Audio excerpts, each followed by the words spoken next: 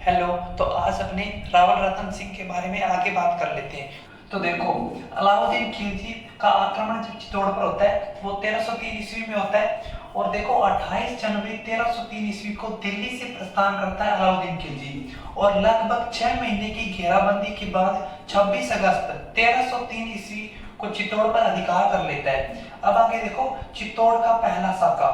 साके का मतलब होता है कि पुरुष तो करते हैं केसरिया और महिलाएं करती है जौहर। साके का मतलब होता है कि अपने दुश्मन से नहीं जीत सकते, इसलिए जो पुरुष होते हैं वो केसरिया वस्त्र धारण करके युद्ध भूमि में उतरते हैं, और जो महिलाएं होती है वो जौहर करती है, यानी अपने आप को अग्नि में झोंक देती है। और जो वीर योद्धा होते हैं उनका मेन उद्देश्य ये होता है कि दुश्मन को ज्यादा से ज्यादा आघात पहुंचाया जाए और लड़ते हुए वीर गति को प्राप्त हो जाते हैं। अब देखो, 30,000 हिंदुओं की हत्या करवा दी। यह जो अलाउद्दीन खिलजी था ये बहुत क्रोधित था और इसने 30,000 निर्दोष हिंदुओं की हत्या करवा दी। अब देखो, रतन सिंह के दो सेनापति थे, गोरा और बादल। ये गोरा जो था ये पद्मिनी का भाई था, और जो बादल था ये पद्मिनी का भतीजा था। और गोरा और बादल आपस में चाचा भतीजा थे। फिर देखो, अलाउद्दीन चित्तौड़ को जीतकर सौंपता किसको है? तो देखो, वो खिज़र खान को सौंपता है, और ये खिज़र खान अलाउद्दीन का बेटा था। देखो, चित्तौड़ का नाम बदलकर खिजराबाद कर देता है। इसका मतलब क्या हुआ कि अलाउद्दीन कहता है कि मैंने चित्तौड़ को बर्बाद कर दिया, यानी हिंदुओं की हत्या करवा दी, और मैंने चित्तौड़ को लूट लिया। अब चित्तौड़ को दोबारा आबाद कौन करेगा, यानी चित्तौड़ को दोबारा ढंग से बसाएगा कौन? तो वो मेरा बेटा खिज़र खान बसाएगा, इसलिए खिजराबाद नाम रख दिया चित्तौड़ का। फिर आगे देखो, 1310 या 1311 ईस्वी तक खिज़र खान यहाँ पर रहा। बाद में मालदेव सोनगरा, जिसे मुंछाड़ा मालदेव भी कहते हैं, को यह किला सौंप देता है। फिर देखो, 1316 ईस्वी में अलाउद्दीन की मृत्यु हो जाती है। अब देखो मालदेव सोनगरा कौन था? तो जालौर के राजा थे कानड़देव सोनगरा, और इनके बेटे का नाम बीरमदेव सोनगरा। जो ये मालदेव सोनगरा था ये कानड़देव सोनगरा का भाई था। तो देखो, अलाउद्दीन खिलजी 1311 ईस्वी में जालौर पर अटैक करता है, और जालौर में भी क्या होता है? साका होता है, और वहां पर कानड़देव सोनगरा और बीरमदेव सोनगरा ये लड़ते हुए वीरगति को प्राप्त हो जाते हैं। तो देखो, मालदेव सोनगरा, कोई तो कहते हैं कि कानड़देव सोनगरा ने उसे पहले ही निकाल दिया था, कोई कहते हैं मालदेव सोनगरा इस आक्रमण में बच गया था, और ये मालदेव सोनगरा अलाउद्दीन खिलजी की अधीनता स्वीकार कर लेता है। तो देखो कि जो खिज़र खान है वो मालदेव सोनगरा को चित्तौड़ का कार्यभार सौंपकर दिल्ली चला जाता है। अब देखो कुछ इतिहासकार व स्रोत। पहला है कुंभलगढ़ प्रशस्ति। जो कुंभलगढ़ प्रशस्ति है इसमें क्या लिखा हुआ है कि समर सिंह के बाद में इनके पुत्र अगले राजा हुए रतन सिंह। फिर दूसरा देखो, मलिक मोहम्मद जायसी ने, ये जौनपुर के थे, जो अयोध्या के पास में, यानी अयोध्या के पास में जौनपुर के रहने वाले थे मलिक मोहम्मद जायसी, और इन्होंने 1540 ईस्वी में पद्मावत लिखा है अवधी भाषा में। और जो हनुमान चालीसा है वो भी अवधी भाषा में लिखा हुआ है। तो इन्होंने क्या कहा है कि सिंगल प्रदेश, इन्होंने तो सिंगल प्रदेश बताया है, और सिंगल से फिर होता हुआ इन्होंने तो सिंगल द्वीप बताया है, और सिंगल से फिर सिंहल द्वीप हो गया, और सिंहल से फिर श्रीलंका हो गया। अगर राजस्थानी स्रोत देखें तो उसमें पुगल बताया हुआ है, पुगल से ये सिंगल हो गया, सिंगल से सिंहल हो गया, और सिंहल से श्रीलंका हो गया। तो मोहम्मद मलिक जायसी ने क्या बताया कि जो पद्मिनी थी वो सिंहल प्रदेश की राजकुमारी थी, गंधर्व सेन और चंपावती की पुत्री थी। इसके बारे में बताया मलिक मोहम्मद जायसी ने। अब तीसरा देखो, गौरी शंकर हीराचंद ओझा, ये क्या बताते हैं? इनकी पुस्तक है उदयपुर राज्य का इतिहास, और ये कहते हैं कि 1302 ईस्वी में राजा रतन सिंह थे और 1303 ईस्वी तक रहे। एक साल में चित्तौड़ से श्रीलंका गए और पद्मिनी से शादी भी कर ली, और एक साल में आक्रमण भी हो गया। तो ये जो कहानी है पद्मावत की, ये संभव प्रतीत नहीं होती, ये कहते हैं गौरी शंकर हीराचंद ओझा। फिर आगे देखो कि 1303 ईस्वी में सिंगल प्रदेश।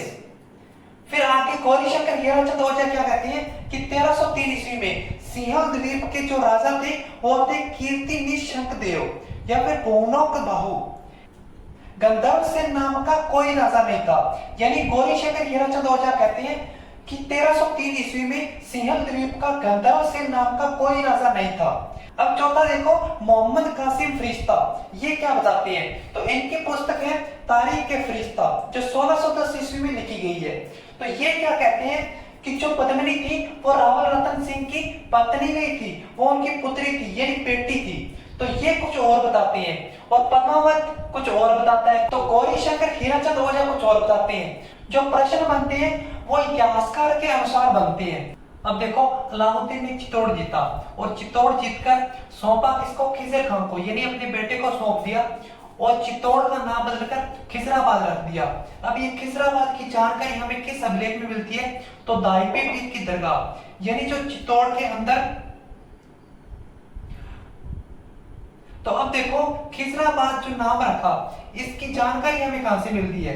तो एक अभिलेख है दाइबी पीर की दरगाह, ठीक है, चित्तौड़ के अंदर है। इस दाइबी पीर की दरगाह में एक अभिलेख है 1325 ईस्वी का और ये फारसी भाषा में लिखा हुआ है। तो इस अभिलेख में नाम मिलता है खिजराबाद। तो खिजराबाद की नाम की जो जानकारी है तो वो दाइबी पीर की दरगाह के अभिलेख से हमें पता चलता है। फिर देखो, खिजर खान 1310 या 1311 ईस्वी तक चित्तौड़ में रहा।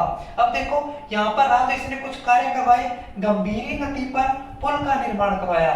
तो क्या हुआ कि खिजर खान ने गंभीरी नदी पर पुल का निर्माण करवाया और जो गंभीरी नदी है, जो चित्तौड़ का किला है, वो गंभीरी नदी के किनारे पर है। अब दूसरा देखो, मकबरा बनवाया, यानी खिजर खान ने मकबरे का निर्माण करवाया और 1310 ईस्वी में इसमें एक अभिलेख लिखा हुआ है फारसी भाषा में। और इस अभिलेख में क्या बताया गया है कि जो अलाउद्दीन खिलजी था वो दूसरा सिकंदर था, यानी सिकंदर सानी था।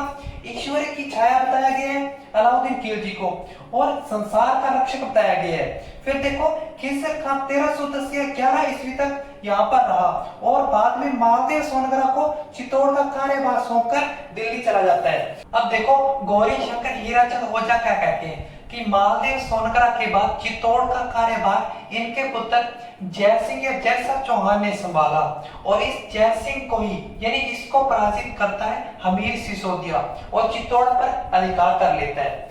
फिर आगे देखो, रणकपुर प्रशस्ति क्या कहती है? ये पाली में है और ये क्या कहती है कि मालदेव सोनगरा का पुत्र बनवीर चौहान था, यानी बनवीर सोनगरा था और इस बनवीर चौहान को या बनवीर सोनगरा को पराजित करता है हमीर सिसोदिया और चित्तौड़ पर अधिकार कर लेता है। फिर आगे देखो, आक्रमण जो हुआ था 1303 ईस्वी में अलाउद्दीन खिलजी वाला, तो उसमें क्या है कि सिसोदा गांव के सामंत या जागीरदार, जो सिसोदा गांव का सामंत या जागीरदार था वो था लक्ष्मण सिंह और ये अपने 7 बेटों के साथ इस युद्ध में लड़ता है, ठीक है, और लड़ता वो वीर गति को प्राप्त हो जाता है। उसमें इसका एक बेटा था हरि सिंह और इस हरि सिंह का बेटा था हमीर सिसोदिया, जो कि बनवीर चौहान या फिर जय सिंह या जैसा चौहान को पराजित कर चित्तौड़ पर अधिकार कर लेता है।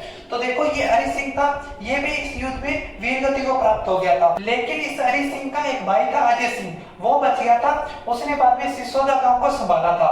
तो आज अपने रावल शाखा तक पढ़ लिया, रावल शाखा यहाँ पर समाप्त होती है। तो कल अपने गोहिल वंश की जो दूसरी शाखा है सिसोदिया शाखा, उसको शुरू करेंगे।